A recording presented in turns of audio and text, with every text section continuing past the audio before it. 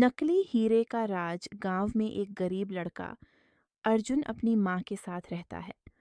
अर्जुन के पिता का निधन हो चुका है और माँ एक छोटी सी दुकान चलाकर गुजारा करती है। अर्जुन की सबसे बड़ी इच्छा है कि वह अपने माँ को एक अच्छा जीवन दे सके। एक दिन अर्जुन को गांव के मेले में एक पुराना व्यापारी मिलता है जो हीरे बेच रहा होता है। व्यापारी दावा करता है कि उसकी के पास बहुत कीमती हीरे हैं, लेकिन अर्जुन को लगता है कि यह सब झूठ हो सकता है। व्यापारी उसकी गरीबी स्थिति को देखकर उसकी मदद करने की पेशकश करता है और अर्जुन को एक हीरे दे देता है, यह कहकर कि उसे गांव में किसी को नहीं दिखाना चाहिए।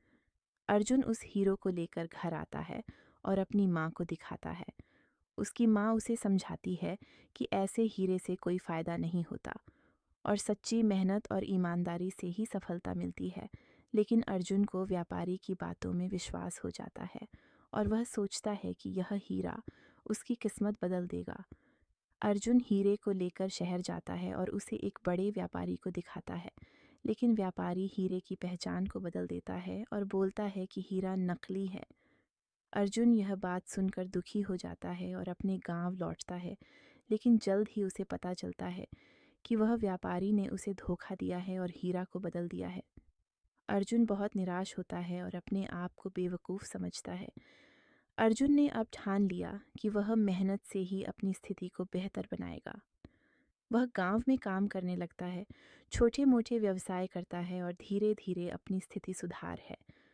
उसकी ईमानदारी और मेहनत से गांव के लोग प्रभावित होते हैं और उसकी मदद करते हैं। कुछ सालों बाद अर्जुन एक सफल व्यापारी बन जाता है और अपने गांव में स्कूल और अस्पताल स्थापित करता है। गांव के लोग उसकी मेहनत और ईमानदारी की सराहना करते हैं। अर्जुन को समझ में आता है कि असली सफलता सच्ची में मेहनत, ईमानदारी और धैर्य से मिलती है। नकली चीज़ों की चमक और झूठी उम्मीदें कभी भी अस्थायी समाधान नहीं हो सकता। असली सफलता केवल मेहनत, ईमानदारी और सच्चाई से मिलती है। दोस्तों, अगर आपको शिक्षाप्रद कहानियाँ पढ़ना या सुनना पसंद है, तो हमारे BAPU RM हिंदी सुविचार चैनल को सब्सक्राइब करके हमें सपोर्ट करें। धन्यवाद।